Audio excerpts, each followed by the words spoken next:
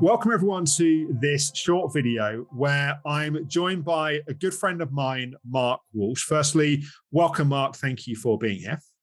Nice to see you again, Alex. So really the purpose of this conversation is to talk about some of the work that Mark and his team are doing currently in Poland and also in Ukraine in response to what's been happening over this last few weeks. I think, Mark, a good starting point for people that perhaps don't know who you are, I mean, it may be hard for us to believe, I'm sure they're out there, to give a little bit of context around you and specifically the relevant work that you've done historically in some situations that are in some way similar to this.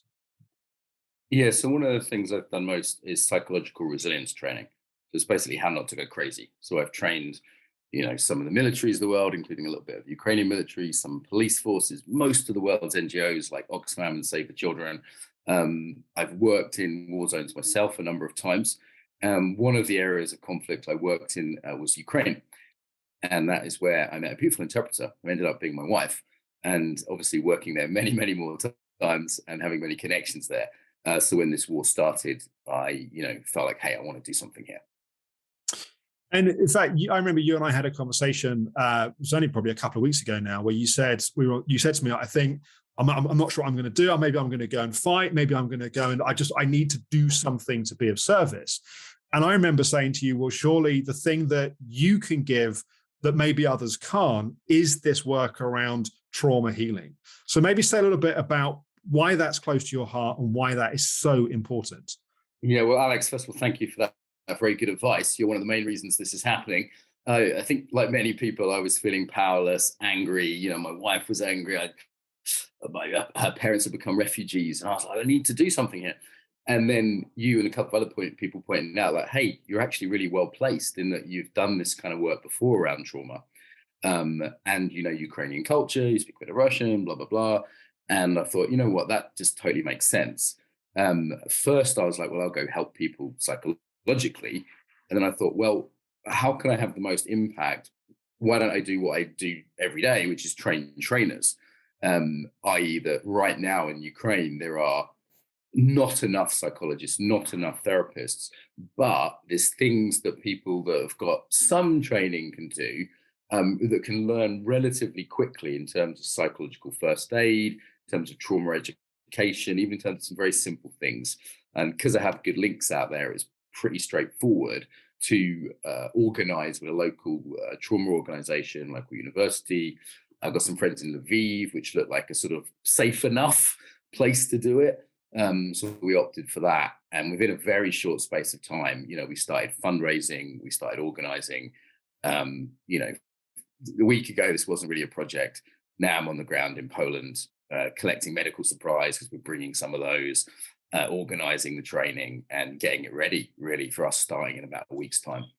And, one of the things that has always struck me about you is you have a number of talents, but one of them is I think you're a great community builder. You're someone that's very good at building relationships, bringing different people together. And, through, for example, the Embodiment Conference, one of the biggest ever online conferences, of just bringing together these different perspectives and different voices. And it strikes me that in many ways, what the work you've been doing for many years has actually prepared the groundwork for something like this to actually happen so quickly, because a lot of those relationships exist. A lot of that initial training has already been done in these places.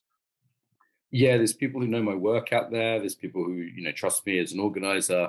We've had people step up and do the websites, people step up and do the fundraising, logistics. I mean, really all I do is send a lot of Facebook messages and WhatsApp messages asking other people to do stuff. And then people come together and then I do the actual training itself, which is what I'm good at. So, I feel like I'm sort of very on purpose and well placed here.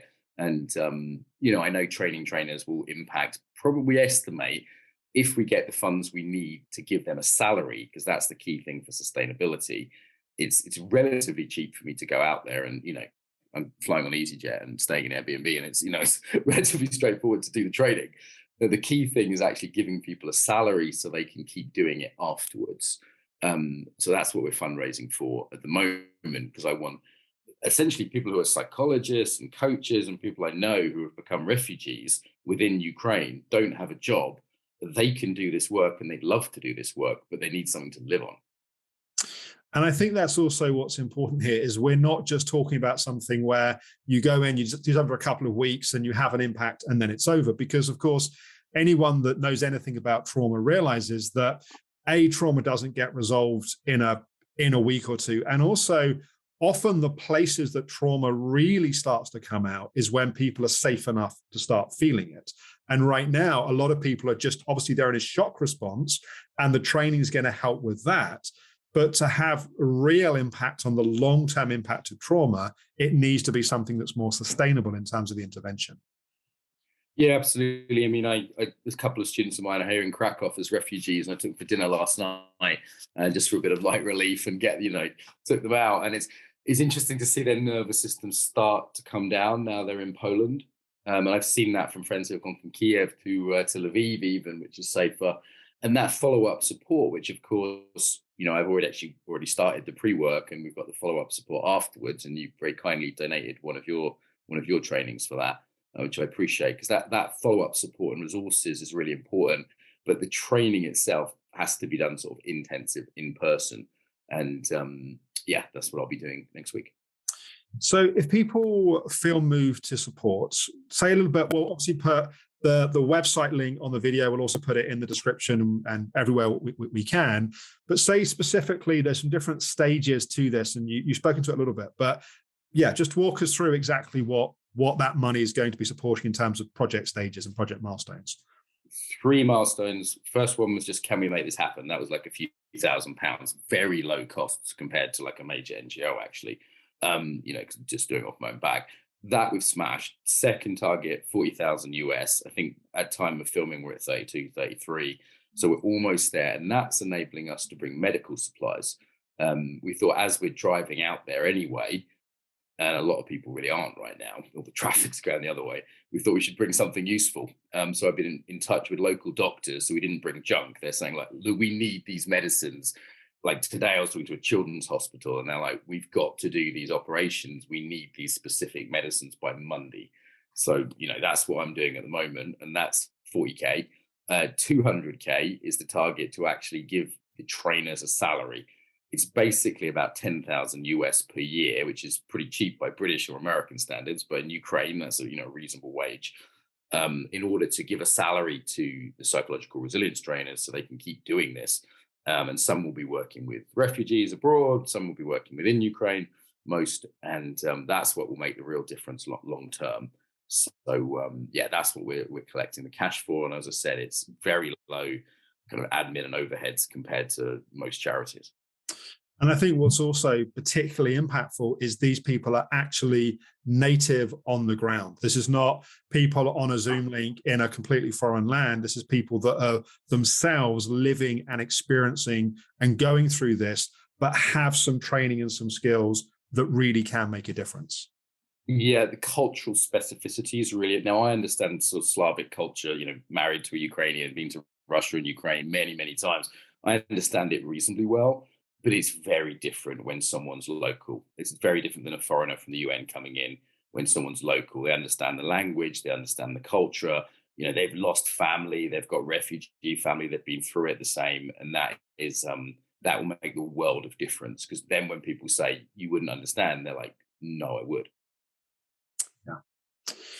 Well, Mark, thank you so much for what you're doing. I really want to encourage people in our community that are watching this to support you and support the people on the ground, because I think all of us feel a collective sense of powerlessness and a sense of injustice and wanting to be able to do something. And I think as a community, this is really a meaningful and powerful way that we can actually do something that is going to have a real impact. So, Mark, thank you so much. Thank you for what you're doing. And I'm really excited to see the impact you can have. Alex, thank you for being a positive influence on me as ever, sir. And there's saneukraine.com if anyone hasn't seen it, or saneukraine.org, both will get you there.